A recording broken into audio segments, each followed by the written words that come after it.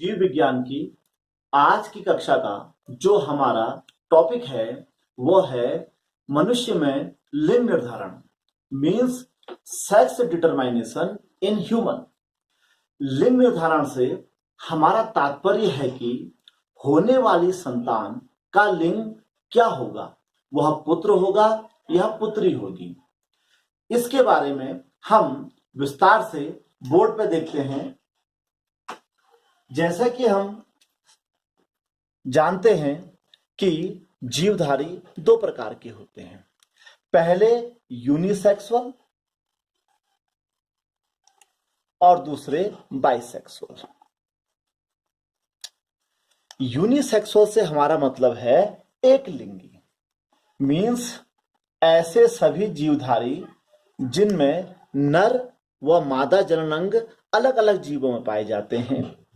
Bisexual को हम hermaphrodite भी कहते हैं, मीन्स इसका मतलब होता है द्विलिंगी या हर्मेफ्रोडाइट मीन्स उभयलिंगी। ये ऐसे जीव हैं जिसमें नर तथा मादा जननांग दोनों के दोनों एक ही जीव में पाए जाते हैं।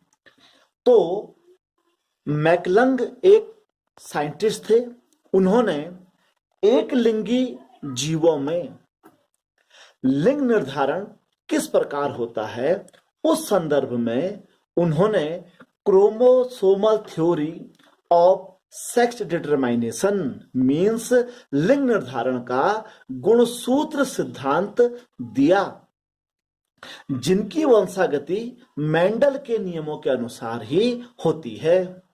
तो अब हम एक लिंगी जंतुओं में, इसमें हमने आज के टॉपिक में मनुष्य को लिया है। देखते हैं किस प्रकार उसमें लिंग का निर्धारण किया जाता है।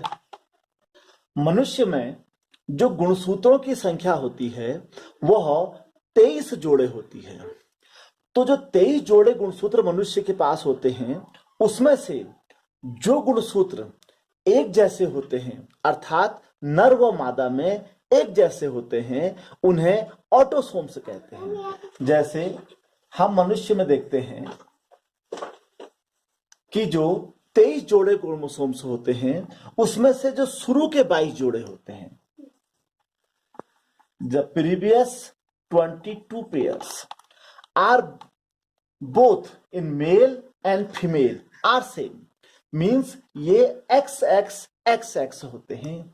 तो शुरू के 22 जोड़े जो क्रोमोसोम्स होते हैं वो नर व मादा में एक समान होते हैं, जिनको हम ऑटोसोम्स या समजात गुणसूत्र कहते हैं।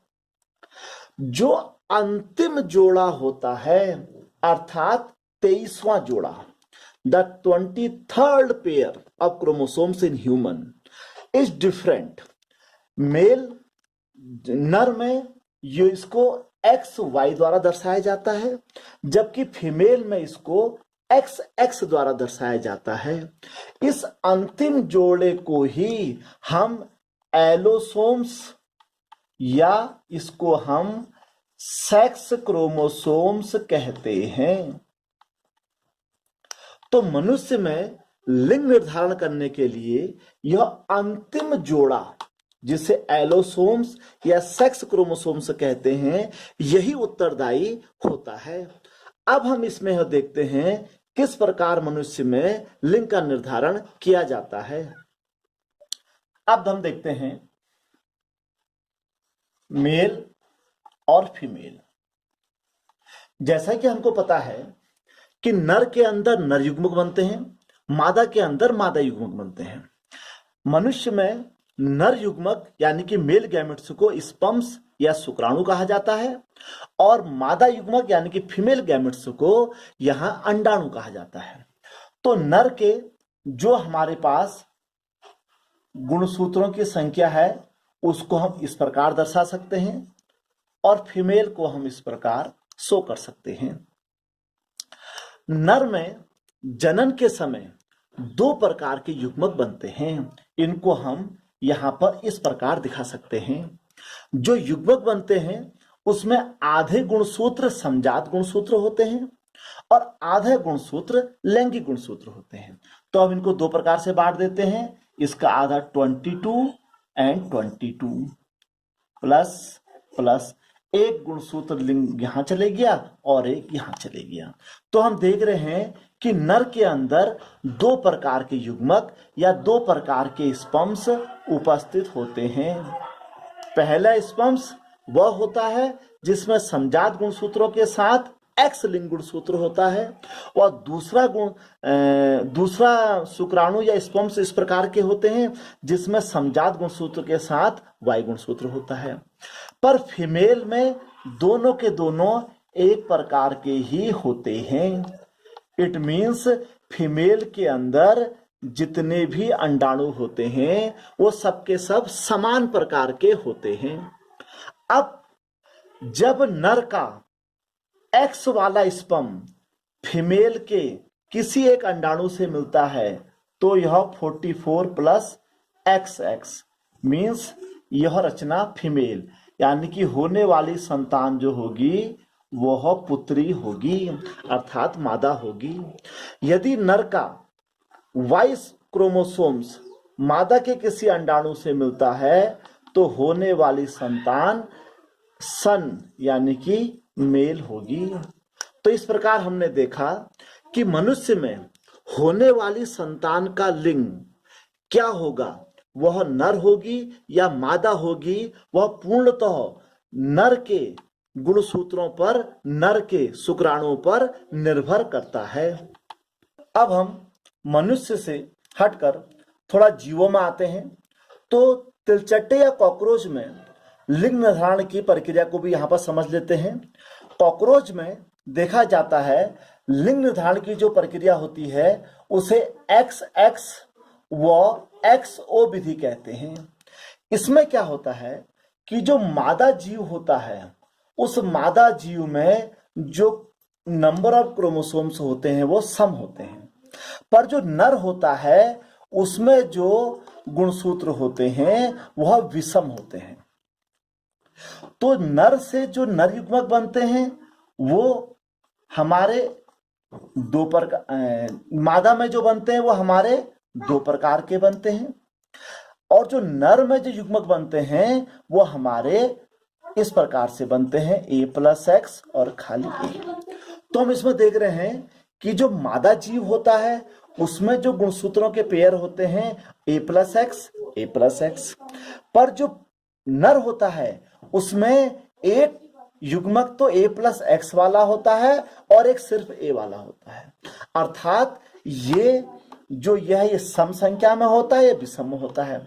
जब मादा के इस युग्मक से नर का ये वाला युग्मक मिलता है तो यह गुणसूत्रों की संख्या सम हो जाती है। सम का मतलब जो जीव पैदा होगा वो फीमेल होगा, और जब मादा के इस युग्मक से नर का ये वाला युग्मक मिलता है तो इस समय जो संख्या होती है वो विषम हो जाती है, अर्थात जो बनता है यहाँ पर वह मेल बनता है। तो कॉकरोच आदि जीवों में यह देखा गया है कि लिंग निर्धारण की जो प्रक्रिया होती है वह XO विधि कहलाती है। लिंग निर्धारण की कुछ विधियां पक्षियों या मछलियों में पाई जाती है। इस विधि को ZZ व ZW विधि कहा जाता है। यह विधि बिल्कुल मनुष्य के समान होती है, पर थोड़ा उसे डिफरेंट दिखाने के लिए XX और XY की जगह पर ZZ और ZW कर दिया गया है। इसमें क्या होता है, जो मादा युग्मक होते हैं, मादा युग्मक का जो लिंग गुणसूत्र होता है वो अलग होता है, जबकि जो नर युग्मक होते हैं उसमें दोनों सारे के सारे गुणसूत्र जो होते हैं समान होते हैं। अर्थात मादा में जो अंड होते हैं या एग सेल होती हैं वह दो प्रकार की होती हैं, जबकि नर में जो सारे के सारे युग्मक होते हैं वो समान प्रकार के होते हैं। एक प्रकार से देखा जाए तो यह मनुष्य के लिंग निर्धारण का जस्ट उल्टा है। मनुष्य में मादा में सारे युग्मक समान होते हैं, यहाँ नर में होते हैं। अब वही जब मादा के इस अंड से नर का कोई सा भी युग्मक मिलता है तो यह हमको प्राप्त होता है 2A+ ZZ, यानी कि होने वाली संतान मेल होगी, और जब मादा की इस अंड कोशिका से नर का कोई युग्मक मिलता है तो होने वाली संतान इसमें ZW, तो होने वाली संतान विषम हो गई, तो यहां पर यह फीमेल होगी।